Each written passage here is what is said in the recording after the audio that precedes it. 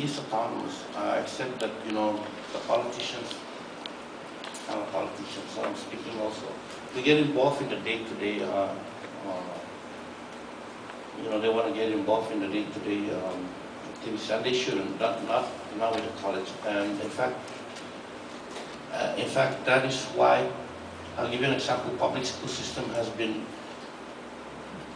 very well run, so well run. Our PSS here is so well run because of that autonomy set up in the Constitution.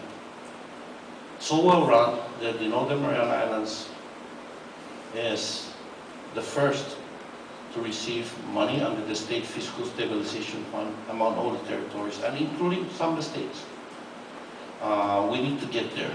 I understand the college is going to, I got the phone call yesterday about this issue, this show cause status, and that's, you know, like Mr. McPhail said, it's 50-50. Well, I don't gamble. We shouldn't be gambling with free education. And I hope we get over this. And school administration here and the people in our government need to understand that we shouldn't be tinkering with how this institution, if we're going to get it to move forward. This is an institution. It's not a government office. We like to treat it as an institution, and they should have the autonomy to give you the best education that they can. And one of the things we're going to do is find some source of independent funding just for NFC. I don't know how we're going to do that, I really don't. But no, I haven't read either legislation, so I can't comment specifically with that. Those are just general points. Yes. You mentioned that you're on the Committee on Natural Resource. Are there any plans to give the CNMI control on its coastal waters? 3 miles. 3 miles. Yeah, I tried that last year. Senator McCain in the Senate held it because it had the word land in it, although it's submerged land, and he was trying to get some of his legislation passed in the Senate, not in the House. He had no objection. I met with him. He says, no, I have nothing, absolutely no objection to your legislation, but because he had the word land in it, he put a hold on it. Senators can put a hold on legislation. And so it never went through. So we're starting again the process. I've actually introduced it. It's it's going to be House HR 670, just to recognize our area code here. And I think we can get it through this time. But it's only 3 miles. I spoke with an activist yesterday who wanted the entire 200 miles. We researched this thing, and we can go back and says, well, it's not in the covenant. It was never included in the covenant because it was an item that nobody agreed to. The United States was saying you can't have the 200 miles because it's an issue of sovereignty. And in the covenant specifically, we specifically agreed in the covenant that the United States has sovereignty over the Northern Mariana Islands. We can't have two nations be partners in the relationship that we have with the United States under the covenant. The United States has to be sovereign, although we have self-government. You see the difference? Did I answer your question? If I didn't ask, I'll try. So do you have any plans to use the Sierra control coastal waters to support the aquaculture? Yeah, we need to do that. We need to do that. So long as it's within the 3 miles. And even if it's outside the 3 miles, I think there could be an arrangement made with the United States government. There was an open cage seminar last week. Luis Capps has a legislation that addresses aquaculture, and it expands the program in terms of regulating it and making sure that it doesn't add to the pollution in the ocean and those kind of things. And Ross of NMC Creation think that we can be able to address that because the current is strong enough. But because we're going to be feeding this fish with something, and when you throw something in the water, not everything gets dissolved, right? So we also got to be concerned about that, make sure that it doesn't, those cotton, right, left over from the fish, doesn't go down to the coral and pollutes the coral, eventually stifling it from growing. those are the things we need to address. And plus the fact that somebody's gonna need to invest a few $1 million just to get the project going. But yeah, on the area, yeah, we can do that. We'll have the legislation for that. We'll have the law for that. Having spent a lot of time in Washington, D.C., I imagine that you have met with a lot of people. I mean, there are a lot of think tanks there, people with a lot of ideas. Have you learned of any possible industries which could come here to the CNMI, which might be sustainable and also a boost to the economy?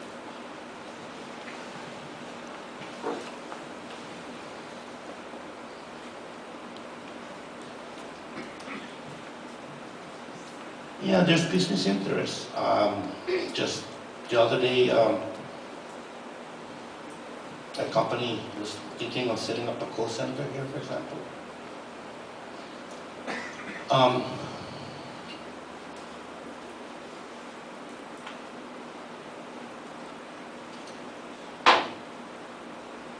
Much of how business is managed and regulated and incentivized, right, belongs to our government here.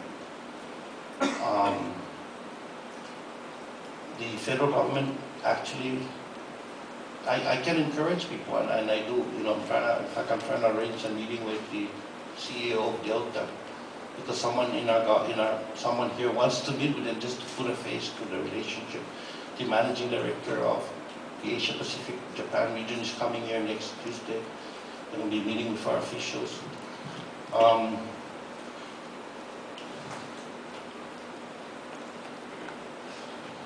We need to do a lot of work here.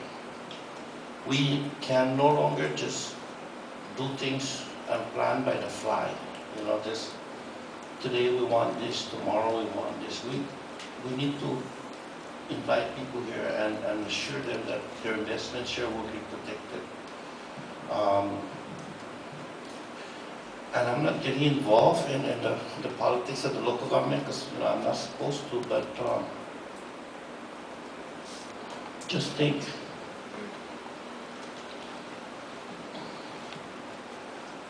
A company that was set up here recently, for example, will use a program funded by the federal government to build homes to be occupied by people whose rent will be paid by vouchers provided by the federal government.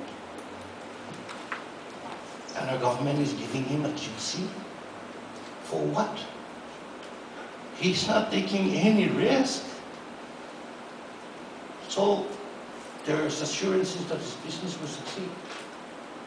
And our government here is giving this guy a tax break. Why? Just because he's friends with someone in the government? At a time when we're not supposed to be doing that?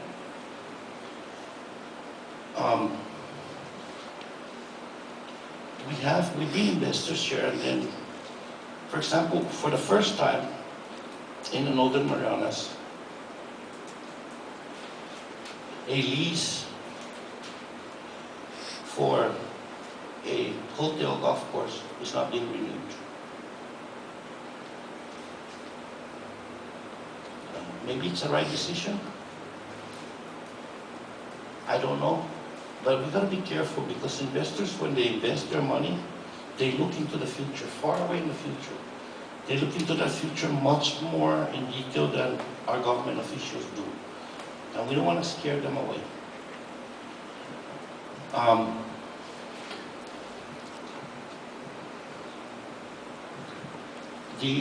For example, the investor regulations for foreign investors just came out, and so that'd be good for the next 2 years.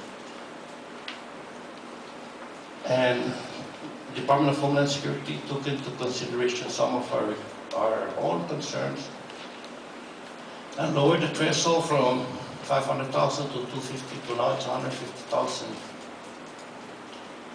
I think one of the things we need to do here in our islands, with all due respect to people here, is someone who comes in with a $50,000 project, an investment,